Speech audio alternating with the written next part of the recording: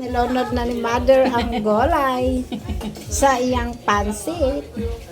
Pati yung kawali. Tataklob sa ulo. Sarap yan, Mother. Daming gulay ah. Sarap yan, Mother ah. Mother. Talaga wala ka. Uy, Jason Lim, anong gawa mo dyan? Hindi kay. Luluto siya Hindi imbotedo. naman to pang ano eh. Hindi naman to pang... No, yung mga bata. I-okay mo. Sige. Ayan. Birahe. Beray good. Hala banat. Luto yan na yung Mother. Pansit kayo dyan. Marami na Tag 50 pesos lang yung bawat takal. Talaga ano nga po nito. Ayan o.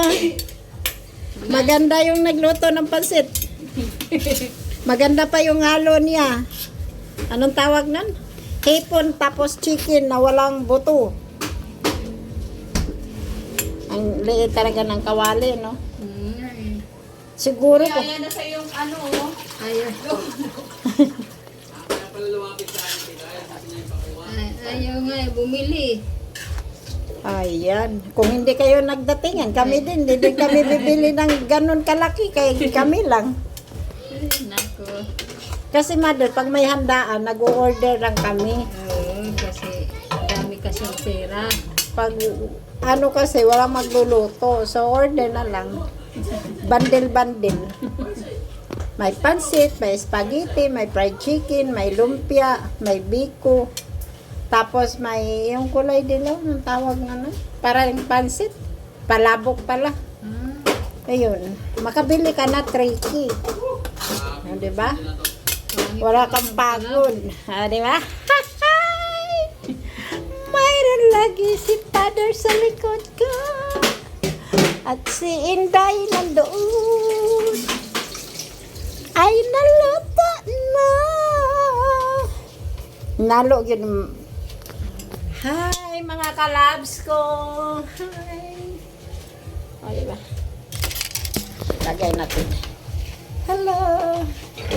Hello mga kalabs ko. O diba? Ginugulo lang talaga si Mother. Diba? Ano, Sarap. ano yung kutong mamaya itong ano, siyang sando. Hi, baby. Hello, magluluto na yung darling ko ng chicken. Yung, ewan ko, anong halo dyan? Anong luto? Fried chicken. Ang saya-saya ni motherhood. Luto na yung ano. Oh, siya na naman sa kusina. Aha! Yugasan na niya. Siya na naman maiwan sa kusina. Diba? Ginawa ni Dayo.